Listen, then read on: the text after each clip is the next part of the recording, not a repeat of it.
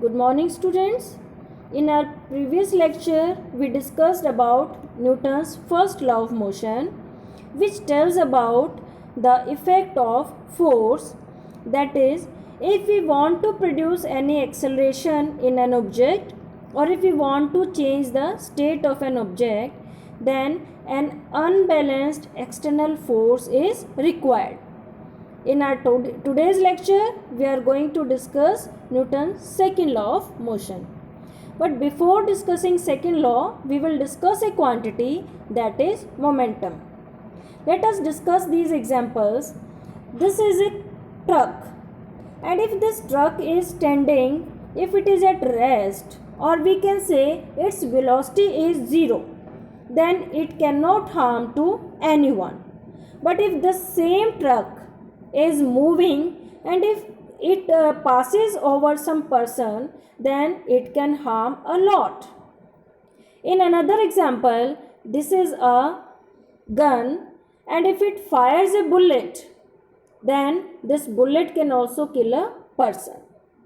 So in both these cases, we have seen that if an object having velocity, then it produces impact on the object, another object. In this case, if we are taking two cars, one is toy car and another is actual car, and if these both are coming to you, then more effort is needed to stop this actual car as compared to this toy car. So as this toy car is having less mass and this actual car is having more mass, so object having more mass need more effort to change its state.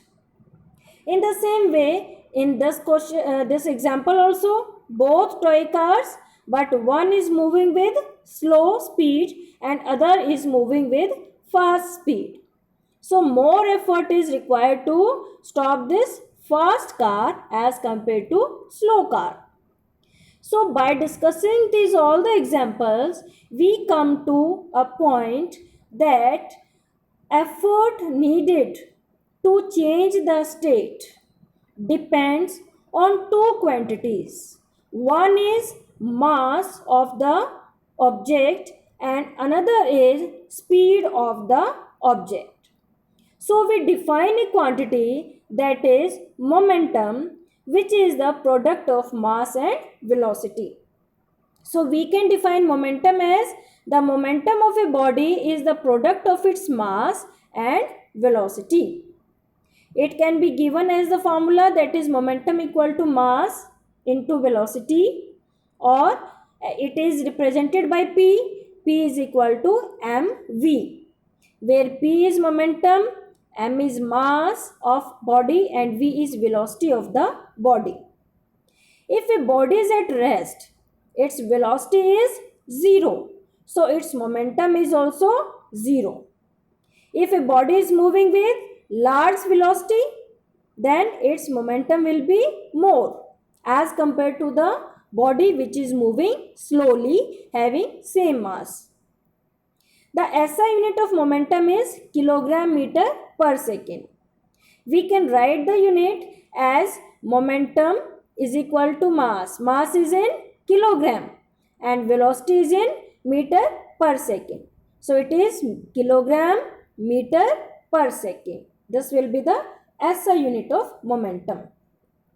It is a vector quantity, as momentum is product of mass and velocity and velocity is a vector quantity.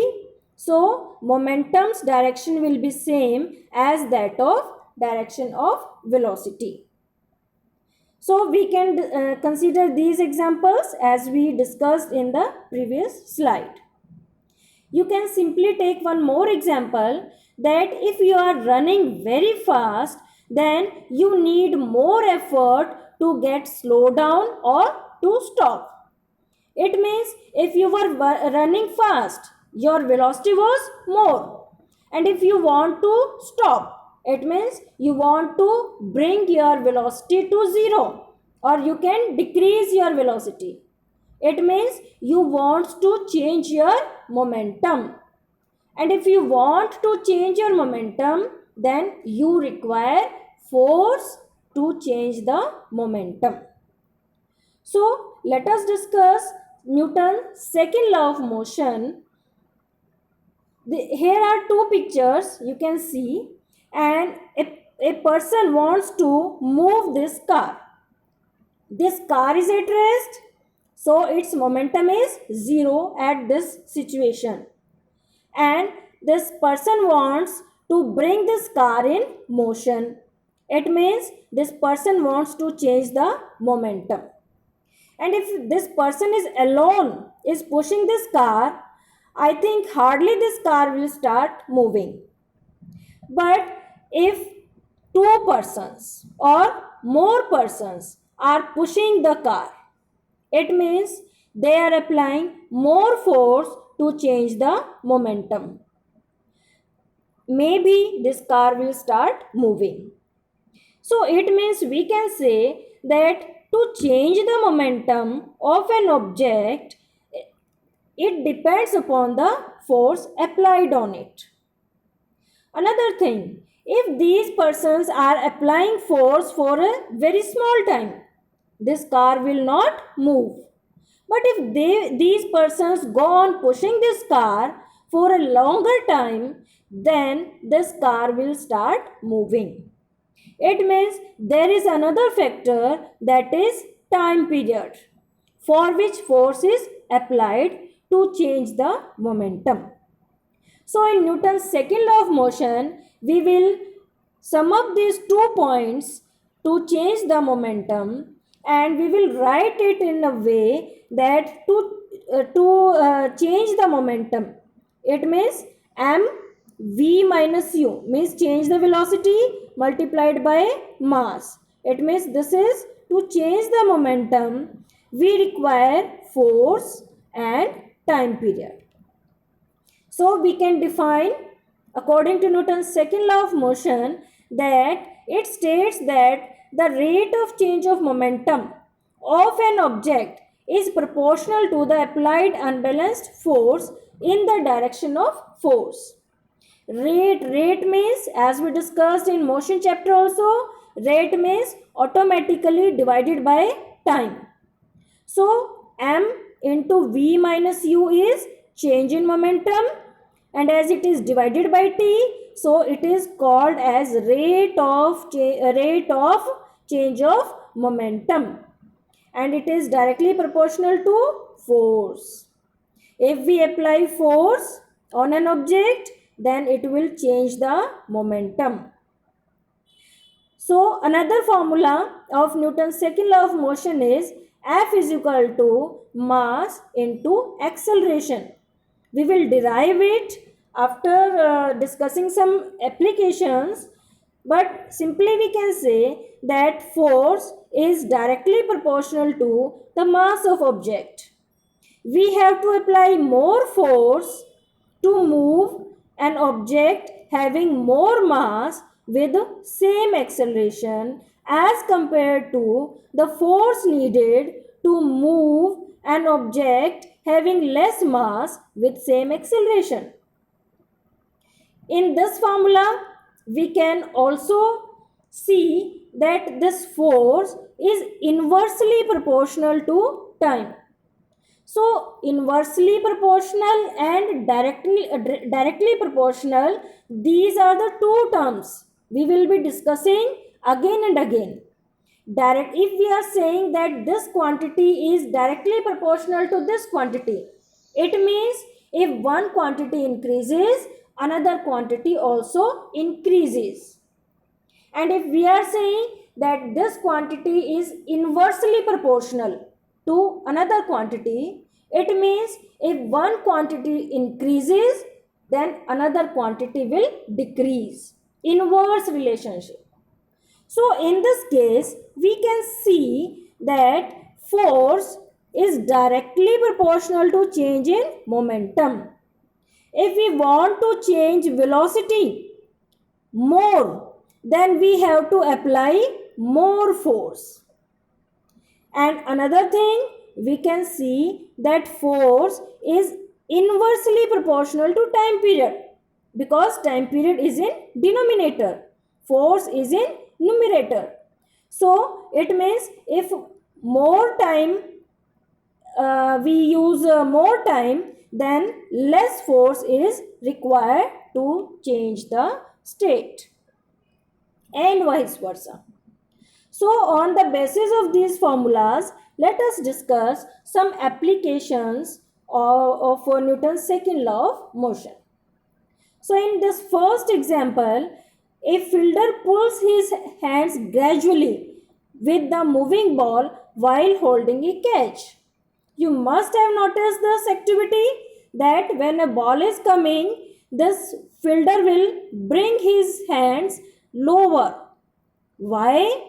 There are very important questions based on these applications. That is because as the ball was coming with a very large speed, so initial velocity of ball was very large. But finally when it comes inside the hands of the of the fielder, then it will come to rest. So from a large initial velocity, the final velocity of ball will be 0. It means velocity is changing. It means its momentum is changing. As by this formula, as this momentum is changing, we cannot change this quantity. But if we increase this time period, then automatically force will decrease. So by lowering the hands while catching the ball, the fielder is increasing the time period of change of velocity. And by increasing the time period, then force of impact by the ball on the fielder is reduced, and the fielder will not get hurt much. Simply, if the fielder will not bring the hands down, it means he is bringing the velocity of ball from a very large velocity to 0 in a very small time. And as time is small, then force will be more on his arms, on his palms. So we can say that fielder is bringing his hands lower to increase the time period in changing the velocity, to decrease the force of impact of ball on his palms. Now in another example, falling off a high jumper on a soft bed or sand. You must have noticed during your athletic meet also that there is sand bed. These activities have been done on some heap of sand or on some cushion beds when you jump on it. Why? Because when you jump on it, while jumping, initially your velocity was very large, and when you fall on the floor, on the sand bed, then your velocity comes to 0. And if you are falling on a sand bed, then the sand is soft.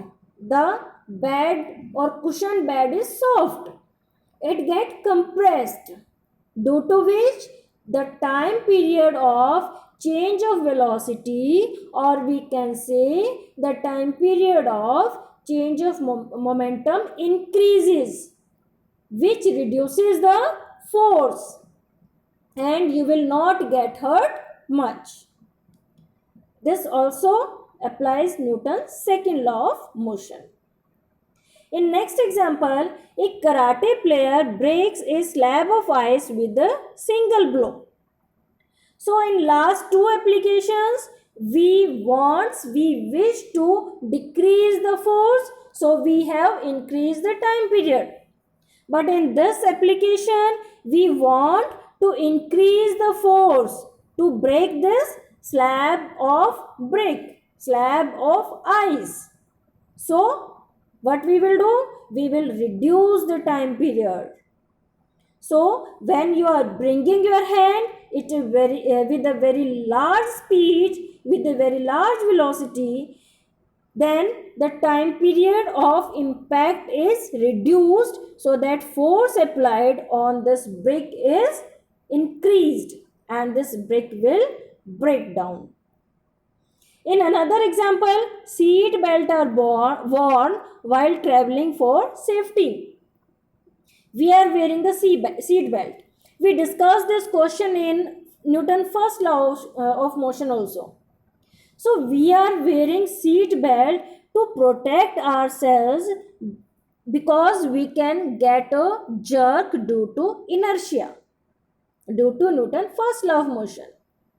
How it prevents us?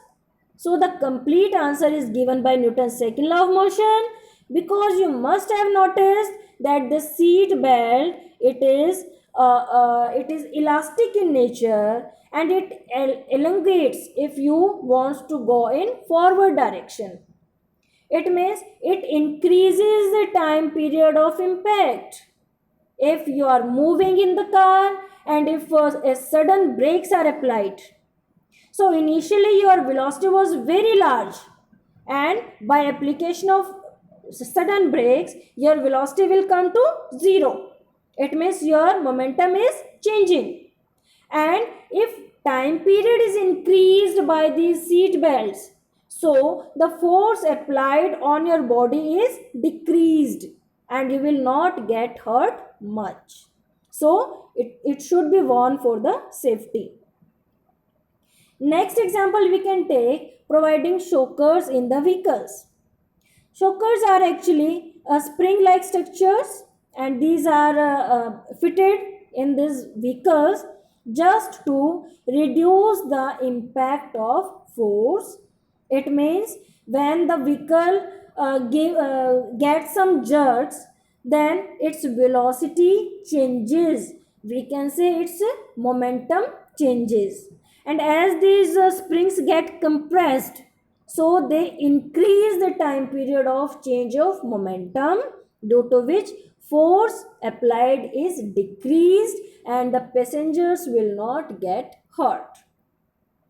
In another example, packing glassware with soft material.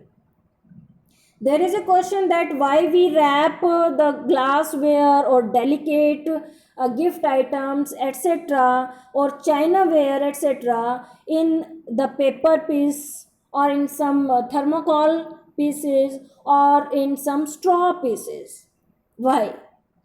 So this is also to reduce the change of momentum. By wrapping in this, we are increasing the time period of their collision, and which is decreasing the force acting on these items, and they will not break down. So these were the applications, some applications of Newton's second law of motion. There can be questions based on these applications, and now you have to answer the questions in the same way as I discussed with you. Now next is mathematical formulation of second law of motion. For this derivation, let us consider an object. Its mass is m, and if we apply F force on this object, u and v is the initial and final velocity of this object. Suppose we are taking the case of a toy car or actual car. Initially it was at rest, so its initial velocity was u, and we apply P force on it, due to which its velocity is increased, or we can say changed, and it is final velocity is v. As its velocity is changed, so its momentum is also changed. So for u velocity, its momentum was p1, and when velocity is final, that is v, then its momentum is p2. p2 is final momentum. So the change in momentum can be written as, that is final momentum minus initial momentum. We can write final momentum as P2 is equal to mass into final velocity minus P1. P1 means mass into initial velocity. We will take m as common, then we get v minus u.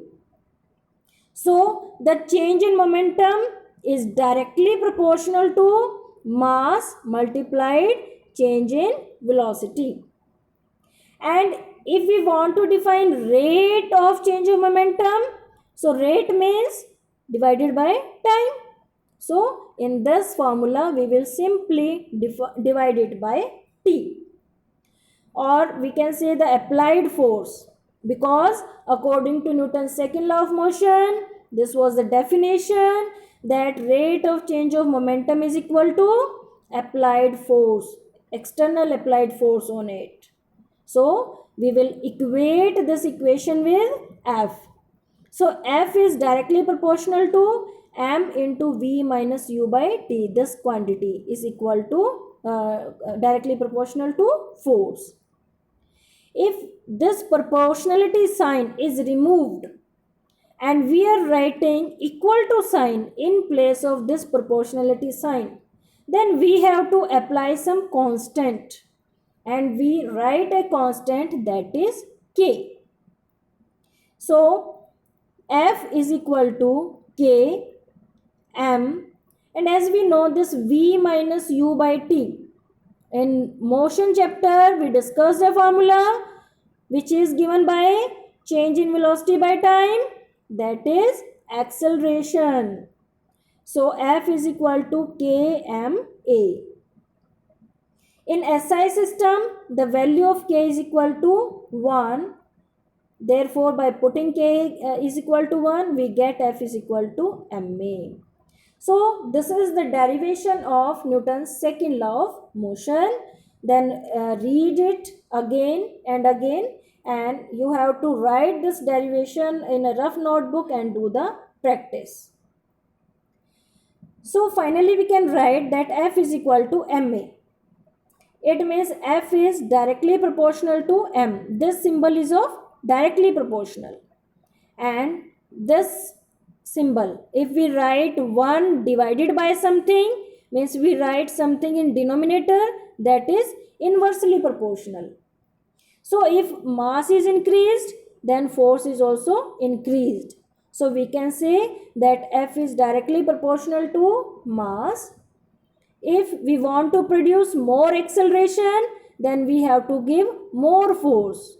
So we can say force is directly proportional to acceleration. We can also rewrite this formula as like this, that A is equal to F by m. So A is equal to F by m. A is directly proportional to F because A is in denominator and F is also in denominator. So we will say that A is directly proportional to F. If F increases for constant mass, then acceleration also increases. A is inversely proportional to m.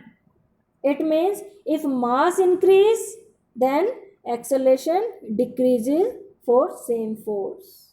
Simply we can compare that if we are applying same force on a toy car and on an actual car, then toy car will gain more acceleration as compared to the actual car, because the toy car have less mass. So for the same force it gain more acceleration. The another actual car is having more mass, so for same force applied as the toy car, this will get less acceleration. Now another important question for examination point of view, that define SI unit of force, or there can be a question that define 1 Newton. So we can define 1 Newton from the formula F is equal to ma. So F is equal to 1 Newton, m is equal to 1 kilogram, and A is equal to 1 meter per second square. These are the units. So no need to cram this formula. We can simply write this definition with the help of this formula, that 1 Newton of force is defined as the amount that produces an acceleration of 1 meter per second square in an object of 1 kilogram mass. So we can define it easily. The last question or topic of this Newton's second law of motion is that derive mathematically the first law of motion from second law of motion. Actually, we can say that out of these first, second, and third laws of motion, the second law of motion is the actual law which can derive, which can prove the first law of motion as well as the third law of motion. So, in this derivation, we are going to prove first law of motion by using second law of motion. So for second law of motion, as we discussed now, F is equal to ma. We will rewrite it. A can be written as V minus U by T. We will open the bracket, then mv minus mu, and this T is taken on another side, so it is Ft. So Ft is equal to mv minus mu. That is, when F is equal to 0, if we will take F equal to 0 on this side, on left side of this equation, then the right side of this equation will also be 0. Okay, whatever time T is taken. This means that the object will continue moving with uniform velocity u throughout the time. If u is 0, then v will also be 0. That is, the object will remain at rest. It means that if we take F equal to 0 on this side, then this mv minus mu equal to 0. It means mv is equal to mu. M is equal to m. It means v is equal to u. So, according to this equation, we can say that if external force was taken 0, in that case, the initial velocity is equal to final velocity. Means there is no change in velocity. And this was the first law of motion, that if we do not apply force, then the object will not change its state.